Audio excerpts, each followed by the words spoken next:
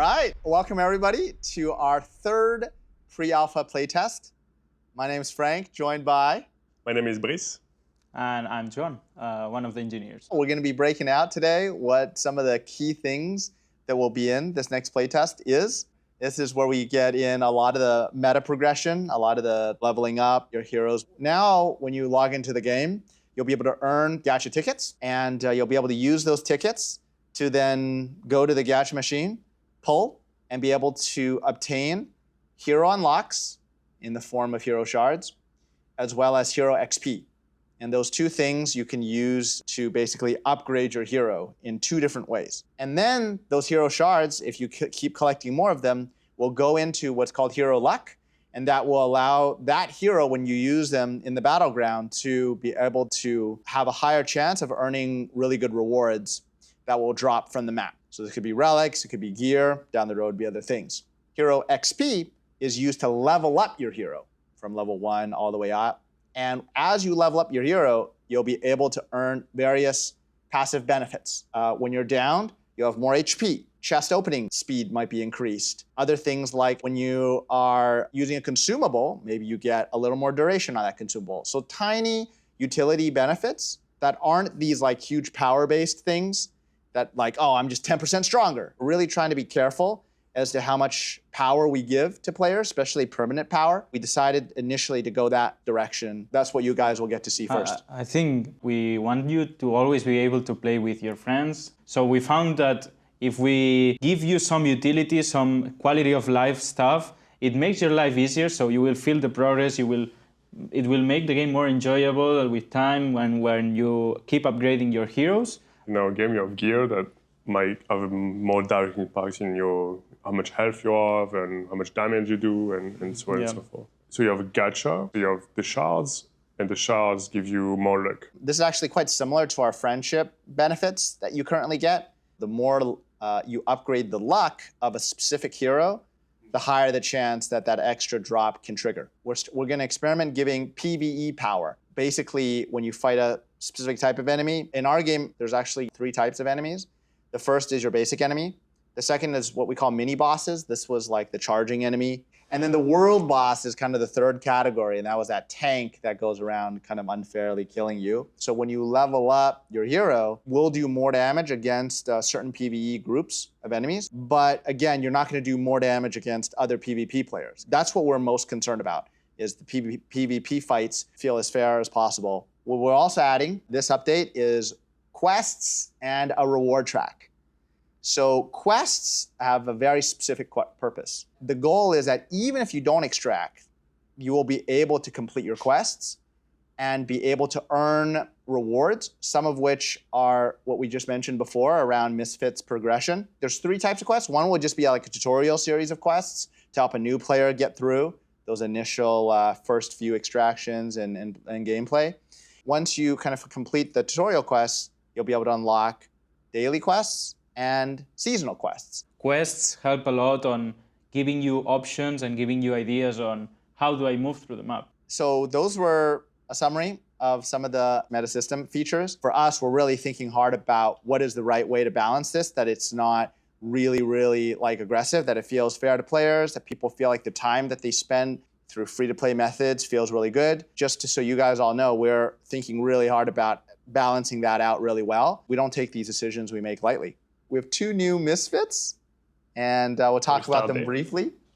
The first one is codenamed Shadow, and the second is codenamed Drip. Yeah. So let's talk about Shadow. Yeah. Now, when we create characters, for us, it's important to understand how does this character is going to be played differently, right? So we talk about play style. Some people are going to be more PvE, some people are going to be more PvP. And Shadow is this character that you can play alone. It's a character that you can play and kind of sneak around, go out of the bush, get a gear, and get out. It's going to be better actually with PvE because we're going to have better PvE damage for that character.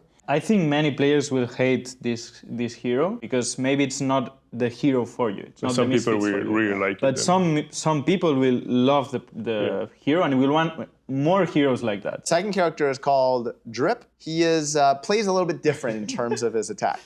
The art for those two characters is not there. We're focusing on gameplay. You guys know that, right? We're not doing art on anything that we don't feel like, comfortable on yet. He has this kind of flamethrower. So if there's a big pack of players, you might do quite a bit of damage.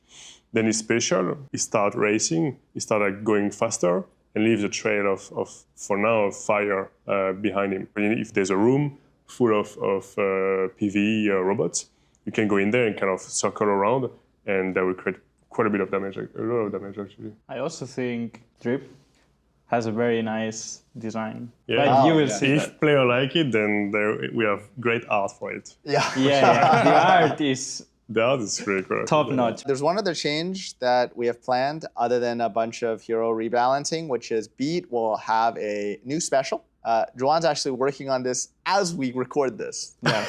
Like literally right now. Yeah. So the new special, when you use it, it will spawn this kind of pillar, or we still don't know what the thing will be visually. Basically, it will attract all players around it every now and then, so it's kind of a gravity pulls towards it. This pillar will have health, so the other players can try to fastly destroy it. I think it will create interesting dynamics.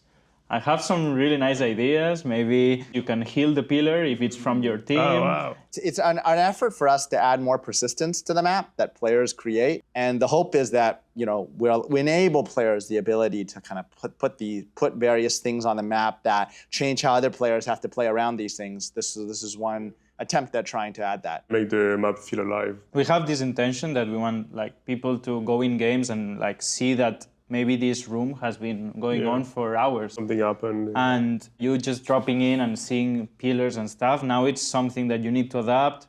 Maybe if there is PvP around it. We also have a few additional gameplay things. The first is a new consumable. Oh, yes. This one is a game changer.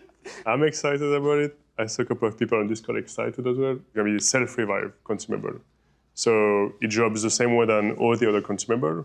You might just open a chest and you will see this little syringe. If you have one on yourself, when you get down, you can revive yourself and just continue to go. I think that's going to be really liked by players that play Shadow, for example. That might be alone and nobody is around to self-res them, to res them. Now they can self-res. But obviously you have to have it on you. Sometimes you might get down. Maybe you still have some health. That's so great. And it's really nice because now it gives some purpose when you're still down and you're gonna die, but you can try to find the chests that are close, open them, and maybe by chance you get a syringe. And now you can get revived. Yeah. That happened to me last playtest that we did here last week. We also have a new POI. We're continuing to put more content into the game.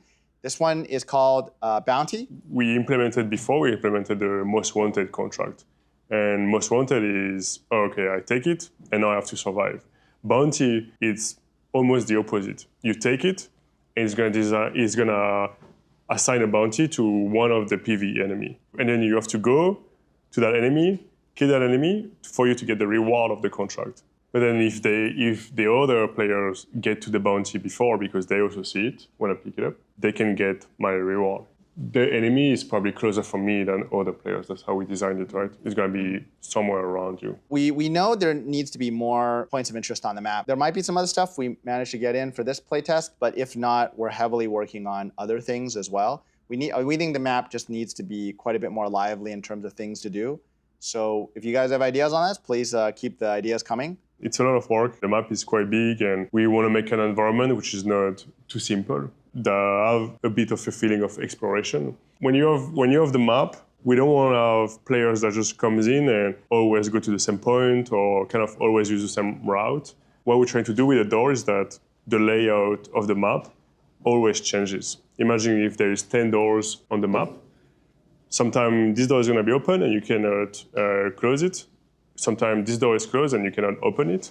We want you to be able to go every day on the map and feel like, there's almost like a default map because you cannot take the same path. Yeah. There's one other area which we're working on as we speak, so we're not sure exactly what aspects will make it in. Joan, you want to talk about the work on enemies?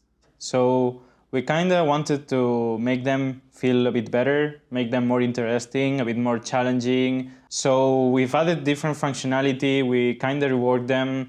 Now they have, like, they can dodge you. We are in a constant effort to make them feel smarter. We have many things that we want to work on more. Yeah, the enemies are, I mean, it's very important, right? It's PvE, and there might be some moments where it's more PvP, and some session where there's more players, so there's more PvP. But there might be some session where there's a bit less players, or you're just in an area alone in the map.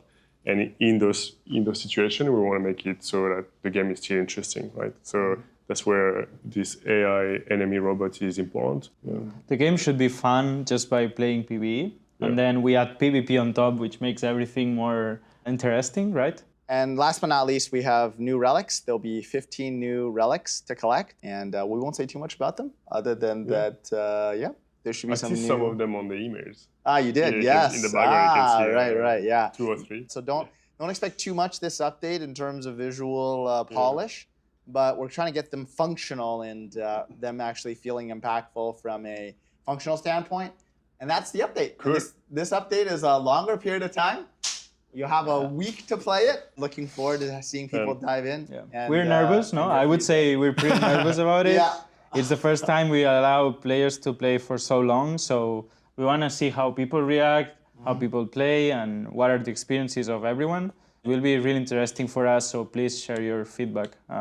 Share feedback, invite your friends. We always read everything that you put on Discord. so And in the surveys, thank you for continuing to fill out the surveys. The surveys are a huge point of great feedback, driven a lot of the community notes that we mentioned here around why we're making certain changes. So we're going to continue to iterate on that based off your feedback. Cool. Let's wrap it up here. See you guys in the playtest.